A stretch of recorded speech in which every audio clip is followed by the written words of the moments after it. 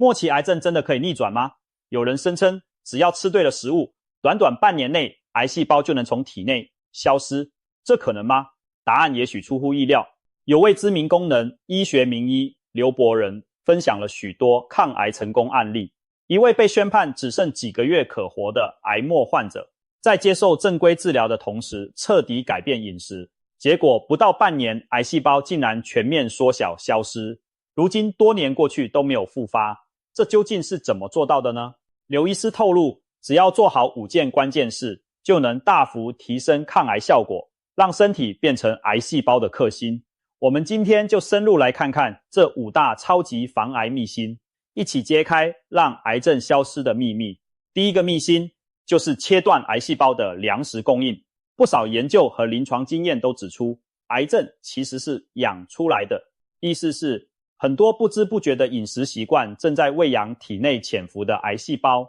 让它们有机会做大。最明显的例子就是糖分和精致淀粉。癌细胞对糖的贪婪远超常人想象，它们摄取葡萄糖的能力特别强，生长速度极快。医生做正子摄影检查 PET 扫描时，常利用带有放射标记的葡萄糖来找到肿瘤的位置，就是因为恶性肿瘤特别爱吃糖，会疯狂摄取葡萄糖而亮起来。换句话说，含糖饮食正是癌细胞最爱的温床。你或许不知道，高糖饮食对癌症风险的影响有多惊人。一项大型研究追踪了上万人，结果发现长期摄取过量糖分的人，罹患癌症的风险大幅增加，其中乳癌风险增高尤其明显。因为过多的糖会刺激胰岛素和生长因子上升，让荷尔蒙环境失衡，促使乳腺细胞恶化。同时，爱吃甜食和精致淀粉，如白面包、蛋糕、含糖饮料的人，往往容易肥胖，而肥胖本身就是癌症的重要危险因子，会让发炎指数升高，免疫力降低，给癌细胞可乘之机。所以，刘医师强调，防癌的第一步就是扼死癌细胞，彻底检视自己的饮食，把精制糖和过度加工的淀粉请出每日菜单，含糖饮料、点心蛋糕、糖果巧克力，这些让人口腹愉快的甜蜜滋味，其实正是在偷偷滋养癌细胞的温床。我们一天当中吃进去的糖越少，癌细胞得到的能量就越少，它们就难以快速增殖。除了白砂糖，还有一些隐形的糖源也要特别当心，比方说含糖的手摇饮、多数罐装果汁、含糖谷物早餐，以至于白米饭、精白面条这类高升糖指数的主食，都可能在体内转化为大量的葡萄糖。刘医师建议将每日碳水化合物的比例从一般的5成降到2成左右，意思就是除了蔬菜水果中天然的糖分，其余多余的糖能不碰就不碰。主食淀粉的分量也减少到过去的1半以下。吃主食时可以用糙米、全麦等非精制谷物取代部分白米白面，因为它们升糖较慢，还富含纤维。或许你会问，不吃糖身体受得了吗？放心，我们并非完全不吃碳水化合物，而是避免过量和精致的糖。人体正常细胞其实很聪明，我们可以从蔬菜、水果、豆类和适量全谷杂粮中获取所需的碳水和营养，而癌细胞就没那么灵活了。当体内血糖下降、胰岛素降低的环境下，癌细胞会明显受挫，甚至进入休眠状态。在低糖环境里，正常细胞可以利用脂肪产生的酮体来获取能量，但很多癌细胞因为代谢途径异常，无法有效利用酮体，只能干着急。这就好比断了坏人的粮草，自己人却有后备粮食一样。许多患者亲身经验也证实了这一点。有些第4期癌症患者配合医嘱严格执行低糖饮食，血糖控制在较低稳定的范围，肿瘤扩散的速度明显减缓，甚至有案例显示，肿瘤组织在缺乏葡萄糖的状态下出现萎缩、坏死。当然，光靠饮食不是万灵丹，但不再喂养癌细胞绝对是抗癌的重要基础。刘伯仁医师提醒大家，千万别在一边接受治疗，一边又继续吃垃圾食物、含糖饮料，那等于帮肿瘤打强心针。相反地，从此刻开始跟糖分断舍离，就是在切断癌细胞的后勤补给线。饿肚子对我们的肿瘤来说可是致命一击。除了糖，还有一些饮食习惯也是在养癌细胞，例如过量摄取红肉和加工肉品，如培根、香肠、热狗，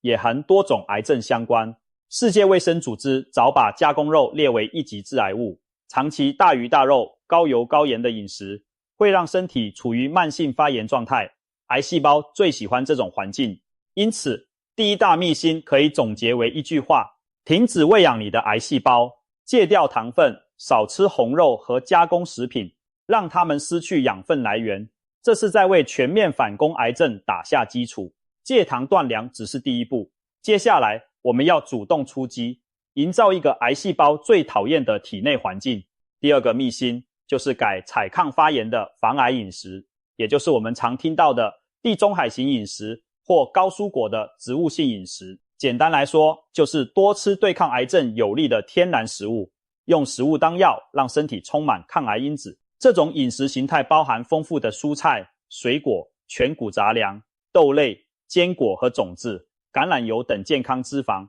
以及适量的鱼肉和白肉，少量或几乎不吃红肉、加工品。为什么这样吃能让癌细胞寸步难行呢？首先，大量的蔬菜水果提供了抗氧化和抗癌的植物化学物质。深绿色、红色、橘色、紫色等各种颜色的蔬果中蕴含着大自然赐予的化疗药物，也就是多酚类胡萝卜素、类黄酮、硫配糖体等植物营养素。这些天然物质对癌细胞可不客气，它们有的能诱导癌细胞凋亡、自我毁灭，有的可以阻断肿瘤血管新生，还有的能直接抑制癌细胞分裂繁殖。比如说十字花科蔬菜，像是绿花椰菜、甘蓝菜、大白菜中富含的硫代葡萄糖苷，在体内会转化成一种叫做硫化物的物质，可以启动癌细胞的自杀程序，尤其对乳癌、肺癌和大肠癌细胞都有抑制作用。再比如大蒜和洋葱这类葱蒜类蔬菜，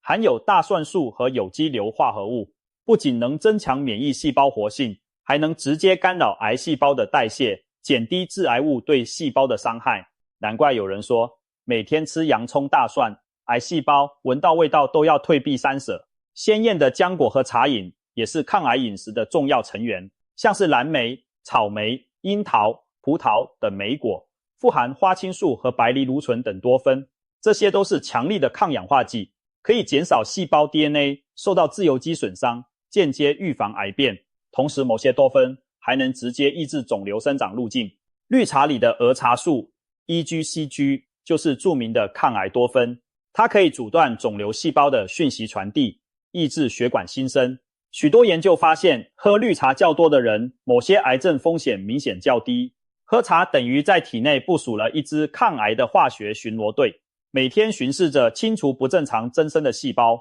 富含 Omega-3 脂肪酸的食物，例如深海鱼、亚麻籽、核桃，在抗发炎饮食中也扮演重要角色。Omega-3 是天然的消炎高手，能平衡掉过多的 Omega-6， 后者会促进发炎。慢性发炎被誉为万病之源，当组织长期发炎时，就好像土壤肥沃、滋养杂草一样，癌细胞更容易滋生和扩散。而 Omega-3 能够降低体内发炎反应，让肿瘤细胞的生存环境变差。此外， Omega-3 还能调节细胞膜的构成，增加细胞的柔软度和通透性，让免疫细胞更容易识别并攻击癌细胞。因此，我们常说，多吃鱼和坚果可以遏癌细胞，又直接喂饱我们的免疫细胞。稍后我们还会更详细谈 Omega-3 的重要性。地中海式的抗发炎饮食还有一项秘密武器，高纤维、蔬菜、水果、全谷、豆类都富含膳食纤维。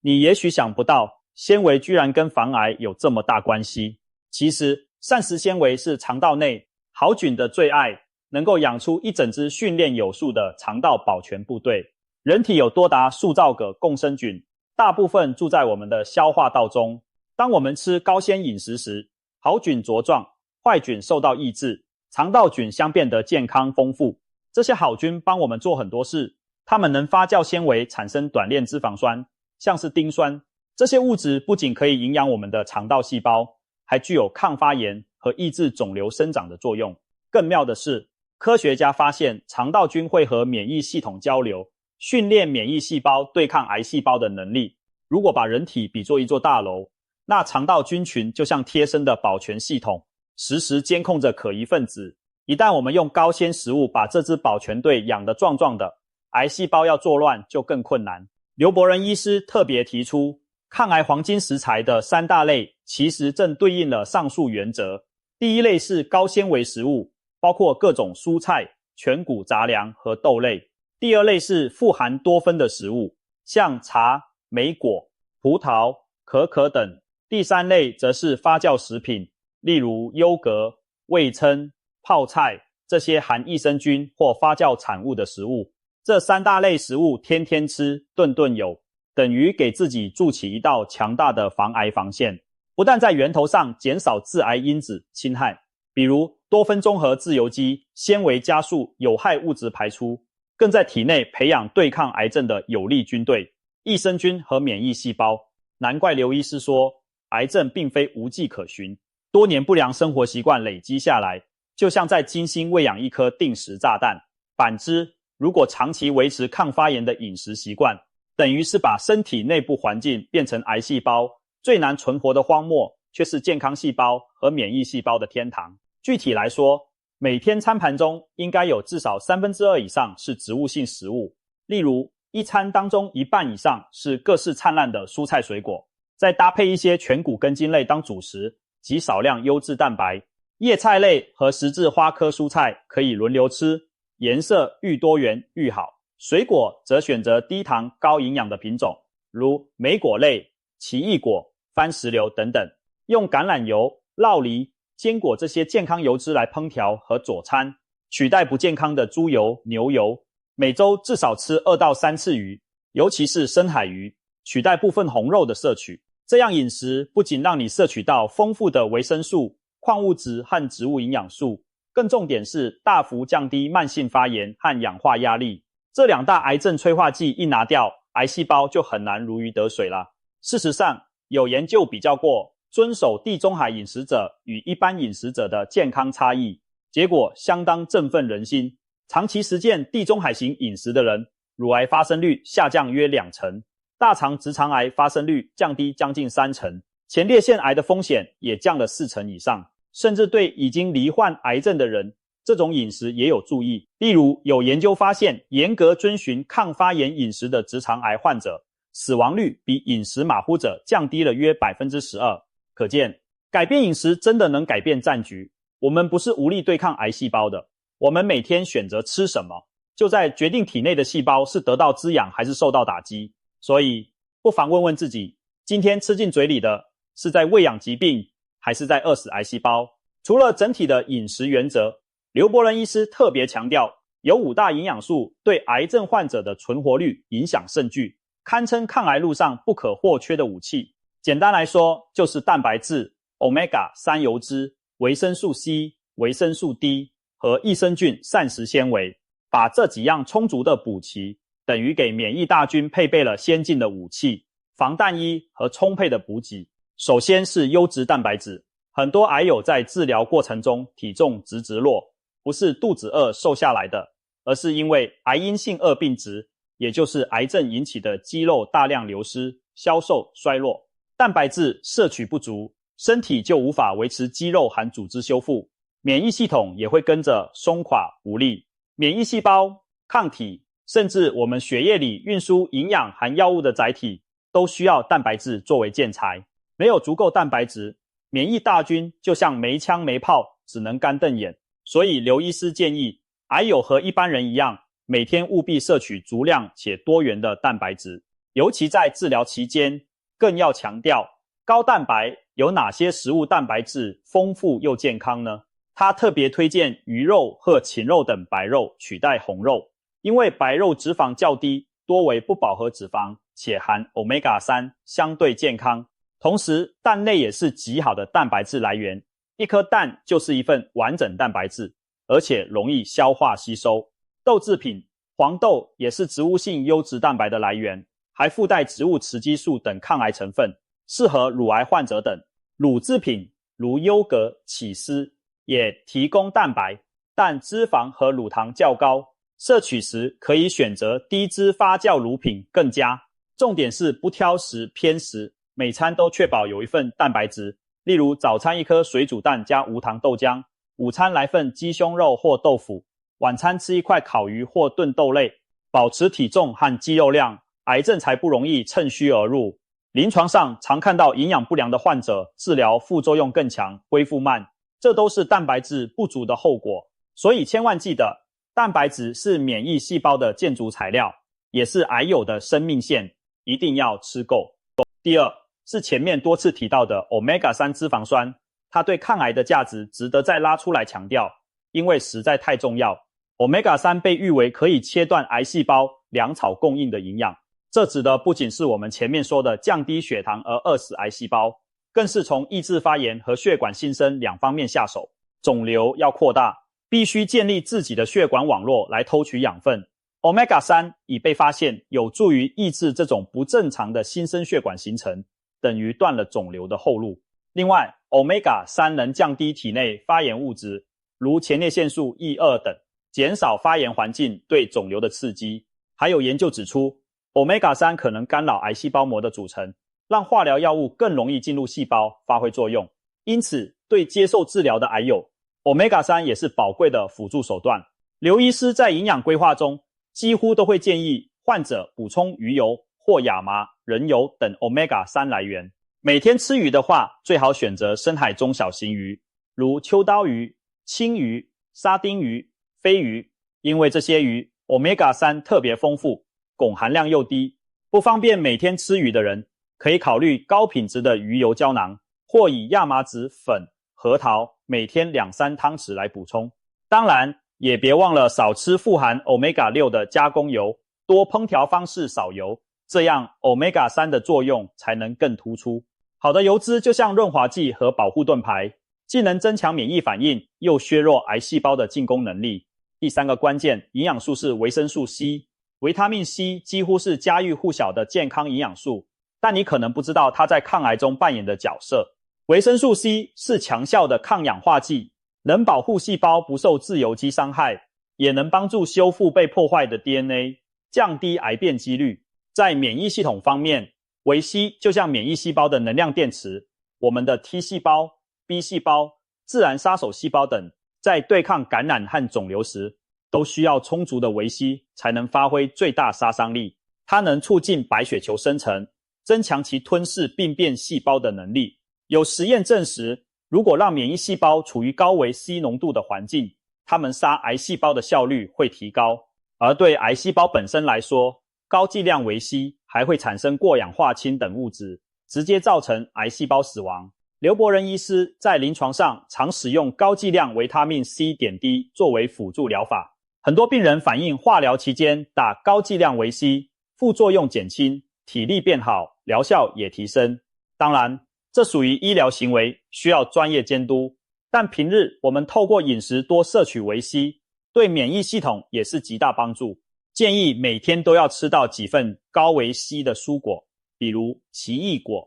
芭乐、番石榴、柑橘类、橘子、葡萄柚、木瓜、草莓、甜椒等等。这些食物的维 C 含量很高，几乎1-2份就能满足每日建议量。特别一提，番石榴、芭乐可是维 C 含量的超级冠军，比橘子高出数倍，非常适合作为抗癌水果。记得尽量生食这些蔬果，以免维 C 遇热流失。如果肠胃接受度 OK， 也可以把多种水果蔬菜打成果昔来喝，只是要注意不要加糖，以免又给癌细胞送营养。接下来不得不说的是维生素 D， 这个常被称为阳光维他命的营养素，其实跟癌症有着千丝万缕的关系。越来越多研究发现，维生素 D 缺乏的人罹患多种癌症，包括大肠癌、乳癌、攝護腺癌等的风险比较高。相反地，血中维 D 水平较高的人，癌症预后通常比较好，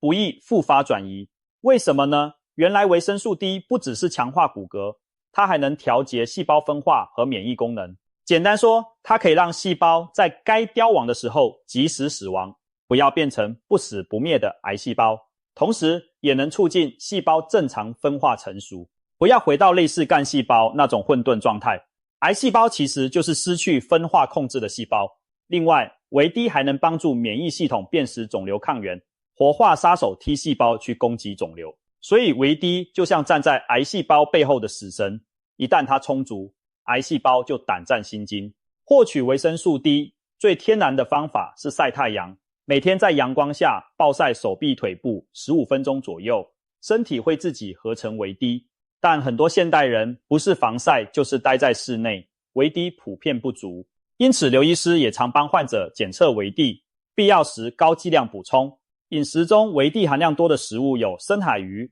鲑鱼、青鱼、蛋黄、肝脏、牛奶以及一些菇类，例如晒过太阳的香菇。不过光靠食物要达到理想的维 D 浓度有难度，所以营养补充剂是许多人的选择。但要注意，维 D 是脂溶性维他命，不可过量补充，建议在医师指导下调整到适当血中浓度。充足的维生素 D 就像给体内细胞安装了一套防癌程序代码，该淘汰的时候淘汰，该正常运作时正常运作，癌细胞自然不易失控增生。最后第5项，我们再回到膳食纤维和益生菌。也许你会奇怪，纤维我们刚刚在饮食原则中已经谈过，为何又列为一项营养重点？这是因为对癌症患者而言，肠道健康实在太重要了，重要到值得再提醒一次。一旦罹患癌症，治疗中大量药物还有肿瘤本身释放的毒素都可能破坏肠道菌丛，导致免疫力雪上加霜。许多癌友在治疗中会合并使用抗生素，或因压力大而肠道功能混乱。这时候好的益生菌就像及时雨，能维持肠道屏障，防止有害菌乘虚而入造成感染。而适量的膳食纤维则是益生菌的粮食，两者搭配缺一不可。如果饮食因种种原因，如化疗引起的食欲不振，无法摄取足够的纤维，可以和营养师讨论是否使用可溶性纤维粉剂等辅助，或者直接补充益生菌胶囊来帮助肠道重建。刘医师也提醒，化疗放疗期间的患者一定要特别照顾自己的肠道，因为一旦肠道菌失衡，感染风险、营养吸收不良都会让治疗难上加难。反之，肠道顾好了，免疫大军的基地就稳固了，抗癌战斗力当然提升。总的来说，这5大营养关键并不稀奇难寻，反而都是我们日常饮食里就能取得的平凡却神奇的元素。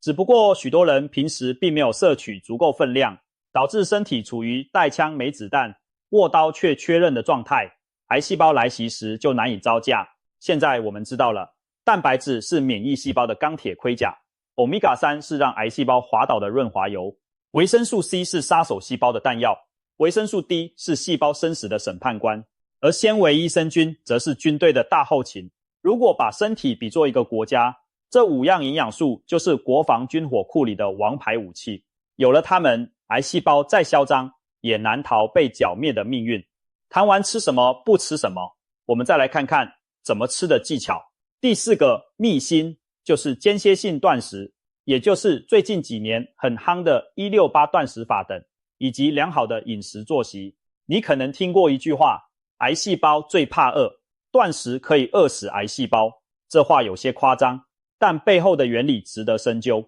刚刚我们透过低糖饮食在削弱癌细胞，而间歇性断食 intermittent fasting 则是进一步在强化我们自己。透过周期性的短期进食，身体会启动一系列深层的修复机制，其中包括一项大绝招，自噬作用 autophagy。 自噬这个词听起来玄，其实就是细胞在挨饿时启动的扫除模式，把体内老旧受损的细胞器甚至整个残破细胞给分解再利用。对我们有益的地方在于，很多受损的前癌状态细胞、老化细胞在这过程中会被清理掉，相当于提前除掉可能的癌变源头。同时，断食会让胰岛素、IGF-1 等生长因子水平降低，细胞生长速度放慢，癌细胞失去旺盛生长的刺激。此外，间歇性断食还被发现能促进粒线体新生，提高细胞能量场效率，增加对压力的抗衡能力。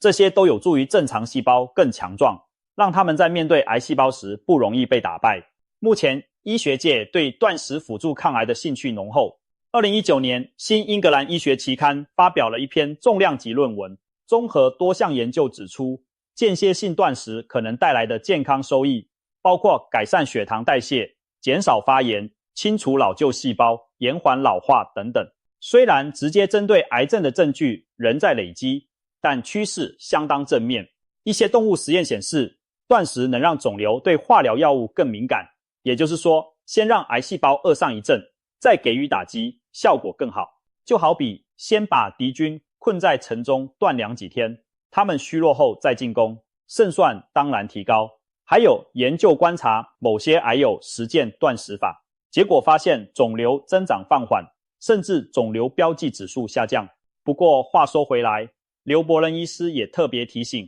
断食对预防癌症或控制早期病情有帮助，但对于正在接受治疗的病人，断食要非常谨慎。因为癌症治疗期间，如手术后、化疗放疗中，病人本就食欲差，营养流失多，这时强行断食反而可能适得其反，让身体更虚弱，免疫力下降，不利于对抗癌症。因此一般建议是治疗结束，身体状况比较稳定后，可以在医师或营养师指导下尝试间歇性断食作为康复期保养。对于一般健康人，间歇性断食更是一种不错的防癌养生方法。常见的做法像16:8断食，一天中16小时不进食，8小时内摄取所需热量，或者5:2断食，每周2天将热量严格控制在500到600卡，其余5天正常吃。当然，断食不是让你猛挨饿后暴饮暴食，关键在于规律和适度，并且配合健康饮食内容，也就是说，该吃的营养还是要吃足，只是在时间上做调控。在进行间歇性断食时，要注意避免陷入几个误区。一是蛋白质蔬菜摄取不足，有些人饿过头，开吃时只想吃淀粉垃圾食物，这样免疫力会更差。二是过度依赖加工食品，图方便吃泡面零食填肚子，反而摄入更多致癌物。三是忽略自己的身体反应，如果发现太虚弱、头晕，应该调整或停止，而不是硬撑。正确的断食应该让人有精神、更清明、消化系统舒缓的感觉，而不是搞到面黄肌瘦。除了断食，良好的饮食作息也是让身体自我修复的关键。比如尽量固定每天吃饭的时间，不要饮食无规律，这样身体的生理时钟可以预期并配合代谢。晚上睡前2-3小时避免进食，因为睡眠时消化系统休息，大脑和免疫系统正进行排查修复。如果宵夜吃太多，身体顾着消化食物，反而无法好好清理潜在癌细胞。研究发现，每晚进食至少12小时，例如晚7点吃完，隔天早7点再吃早餐的乳癌患者，复发率较低，可能就是因为延长进食时间，给身体更多整修时间。同时也别忘了，充足睡眠本身就是最好的修复疗法。深度睡眠时，我们会释放褪黑激素等激素，具有抑制肿瘤生长的作用。所以与其每晚熬夜吃宵夜，不如早点睡觉，让身体发挥治愈本领，这对防癌抗癌都至关重要。总结这一点，我们可以把间歇性断食看作是一种智慧的生活黑客素，透过暂时断绝外来能量供应，启动身体内部的大扫除模式，清理异常细胞和垃圾，同时提升整体抗压性。有人形容断食状态下，正常细胞进入省电模式撑过去，癌细胞却因贪婪不会省电反而自爆，虽有点夸张，但道理类似。当然，我们强调的是间歇适度，而非长期饥饿。只要方法正确，善用断食与规律作息，这个法宝等于给癌细胞设下了一个绝地陷阱，每过一段时间就让他们陷入缺粮和清剿，难有喘息壮大的机会。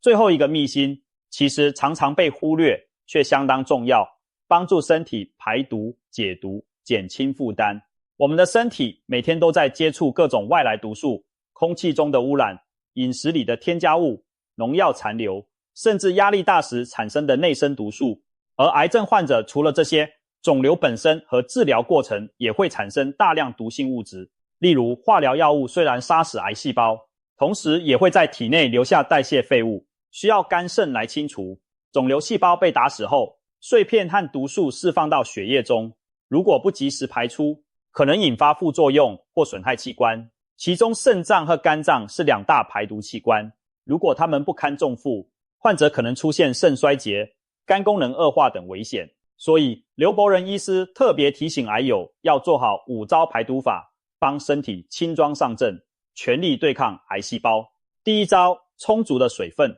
水是最天然的溶剂和运输工具，能帮助肾脏把血液中的代谢废物过滤出去。癌症病人在治疗期间更需要比平常人摄入充足的水分，来协助排出因药物或肿瘤分解产生的毒素。一般建议每天至少喝到 2000cc 以上的开水，约8大杯，可分多次，少量慢慢喝。如果觉得白开水单调，可以适当喝点不加糖的花草茶、绿茶或姜水，都有助于利尿排毒。同时避免含糖饮料和酒精，前者我们前面说了会增癌，后者乙醇本身就是肝毒，应该敬而远之。水分足够时，小便量增加，颜色变淡，表示肾脏在努力工作，把废料排出，这对保护肾功能和排毒都很重要。第二招，保持肠道通畅。俗话说肠清如水，百病不扰。如果长期便秘，体内废物和毒素积存在肠道，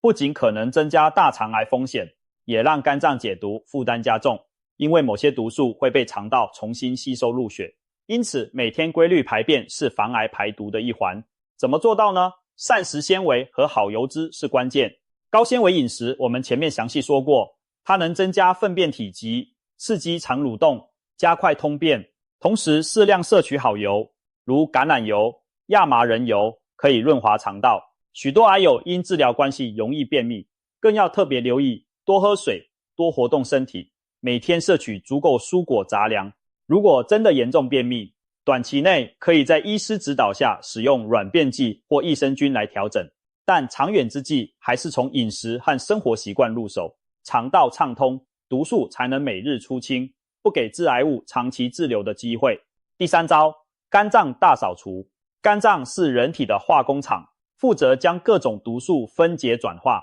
我们可以透过饮食来增援肝脏的解毒酶系统。首先，十字花科蔬菜再次出场。花椰菜、甘蓝、萝卜、白菜等富含的硫化物和葡萄糖苷，能诱导肝脏制造更多第二阶段解毒酶，把脂溶性毒素转化为水溶性，更容易随尿液或胆汁排出。每天来一盘绿花椰或高丽菜，等于给肝脏送去一对清道夫。其次，辛香料也是肝脏好朋友，例如姜黄含有的姜黄素，不但抗发炎，也被证实能提高肝脏的解毒酵素活性。大蒜和洋葱除了抗癌，也能帮助肝脏去除体内重金属等毒物。还有绿茶，里面的儿茶素对肝细胞有保护作用，能减少药物对肝的伤害。所以每天喝上2-3杯清淡的绿茶，不仅抗癌还护肝，但记得不要太浓或空腹灌茶，以免肠胃不适。相反地，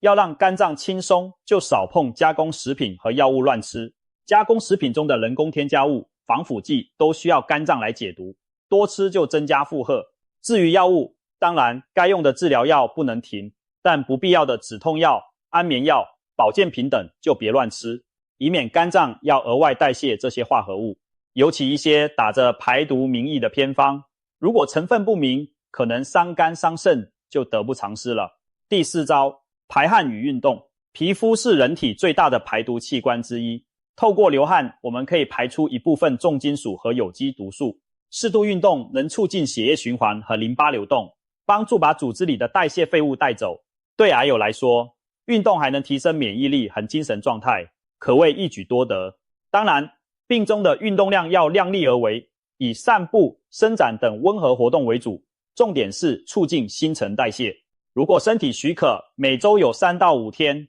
每次20到30分钟的轻中度运动，如快走、太极拳、瑜伽是很好的。运动时微微出汗就在帮助排毒了。有些研究指出，流汗可排出体内部分砷、镉等重金属，以及环境中接触的某些化学物质。对不能多动的病人，保持室内适当温度让身体发汗，或在医师同意下偶尔使用温泉浴、蒸汽浴辅助出汗，也是一种方法。但切忌温度过高或时间过长，以免造成身体负担。总之，不要害怕出一点汗，那是身体在替你排垃圾呢？第5招，远离环境致癌物，预防胜于治疗。最好的排毒方式之一就是减少毒从入口或环境进入。生活中有许多潜藏的致癌毒素，我们要尽量避开，比如二手烟和空气污染，长期吸入等于不断给肺部细胞施加毒打。务必远离抽烟环境，并支持空气清净措施。饮食方面，每一遍的花生、谷物堆放过久发霉，都含黄曲毒素，是肝癌的元凶之一。发霉食物一律丢弃。高温烤焦的食物，烧烤、烤肉、烤焦的边边，含有苯并芘等强致癌物，能少吃就少吃。煎炸油反复使用也会产生致癌物，所以避免吃街头反复油炸的食物。储存在塑料容器中的热食，用保丽龙装超热的汤，也可能吸出环境荷尔蒙等有害物。建议尽量使用耐热玻璃或瓷器装食物。还有日常清洁用品，像含氯的清洁剂、劣质的化妆品里的重金属，都可能透皮吸收入体内，长期累积不好。我们当然没办法活在无菌纯净的真空中，但能做的就是尽量选择天然、安全的用品和食物，减少身体要处理的毒素总量。这样一来，我们的肝肾负担轻了，就有更多余力去应付癌症带来的挑战。透过以上5招的配合，身体的解毒系统将保持在最佳状态。想象一下，你的体内环境清澈如山泉，该排出的废物源源不断地被带走，细胞间维持着干净的河流，没有哪里是污浊淤塞适合癌细胞躲藏的。免疫细胞巡逻时，也不会被一堆毒素干扰视线，可以更敏锐地发现和锁定残余的癌细胞。而癌细胞本身最喜欢的肮脏环境、慢性发炎刺激，如今也荡然无存。换句话说，我们就是要把身体内部打扫干净，维持平衡，让癌细胞无处藏身，无法死灰复燃。讲了这么多，让我们回到开头那个看似离奇的问题：吃对食物真的能杀死癌细胞，让癌症半年消失吗？现在你应该明白，这并不是天方夜谭的奇迹，而是多种科学原理和努力叠加的结果。刘伯仁医师分享的那位癌末患者奇迹康复案例，其实正是以上这5大秘辛的真实写照。他一发现自己癌症末期，便痛下决心彻底改变生活方式。首先戒除了所有糖分和垃圾食物，不再让癌细胞有机会大快朵颐。接着遵循植物为主的抗发炎饮食，每天大鱼大肉换成大量蔬果、全谷和深海鱼，用食物因子围堵癌细胞的生长路线，同时在营养师指导下补充足够的蛋白质，并特别增加 Omega-3、维生素 D、维生素 C 等营养，给免疫系统全面升级武装。他还养成了良好的作息，每天进行适度的168间歇性断食，早睡早起，让身体有时间自我修复。最后，他远离过去那些对健康不利的环境因素，每天大口喝水，出去散步流汗，保持肠胃顺畅，让治疗药效发挥之余，迅速把毒素排出。就这样，短短几个月内，医生惊讶地发现他体内的肿瘤一颗颗缩小，甚至消失了。后续追踪至今8年，他都平安健康，再无复发迹象。这听起来像传奇，但其实是科学加毅力共同创造的成果。或许并不是每个人都能在半年内达到如此戏剧性的效果，毕竟癌症的治愈涉及很多因素，包括癌症的类型、恶性程度、个体差异等等。然而，大量案例和研究已经证实，改变饮食和生活习惯可以大大逆转战局。有句话说，遗传决定的体质只是子弹，环境和生活方式才是扳机。我们完全有能力透过自己的选择来避免扣下那扳机。就算已经患病，也千万别失望，因为人体有惊人的治愈潜能，配合医生的正规治疗，加上我们今天说的这5大秘诀，你等于同时从内外2个战线夹击癌症，一边是外科、化疗、标靶药物在正面战场猛攻，一边是你的饮食生活在后方断补给、拆桥梁，激发内部叛军、免疫细胞起义，前后夹攻之下，再凶恶的癌细胞也难逃覆灭。有人或许怀疑，真的有这么神奇吗？事实胜于雄辩，越来越多曾被判不可能的癌症晚期患者，透过上述方法实现了长期带瘤生存，甚至完全缓解。他们用亲身经历告诉我们，癌症并非绝对的死局。当然，我们并不是鼓吹放弃医疗而靠吃菜根治癌症，而是强调医疗加自己双管齐下的重要性。正规治疗犹如重型武器猛炸敌军，但战后重建和守成还得靠我们自己的军队，也就是免疫和修复系统。而食物和生活方式正是训练这支自己军队的日常课题。讲到这里，你也许会发现一个有趣的事实，这5大秘辛其实不只是防癌，而是让整体健康脱胎换骨的方法。它们能让一个癌症患者起死回生，也同样能让一个健康人远离癌症。一开始我们用杀死癌细胞这样耸动的说法来吸引注意，但实际上我们杀死的不仅仅是癌细胞，更是不健康的生活方式。当你戒掉糖分，戒掉致癌的嗜好，你就扼杀了癌细胞生长的土壤。当你拥抱五颜六色的蔬果，高品质的营养，你就在滋养身体里每一个对抗疾病的因子。当身体平衡了，强壮了，癌细胞自然难以立足。就算哪天有几个突变细胞冒出来，也会被你的免疫系统轻松处决，根本无法形成真正的癌症。所以，不妨把今天的分享看作是一份人生健康攻略。我们学会如何断掉敌人的补给，戒糖低糖，学会如何压制敌人活动空间，抗发炎饮食，学会强化自己的军备关键营养素，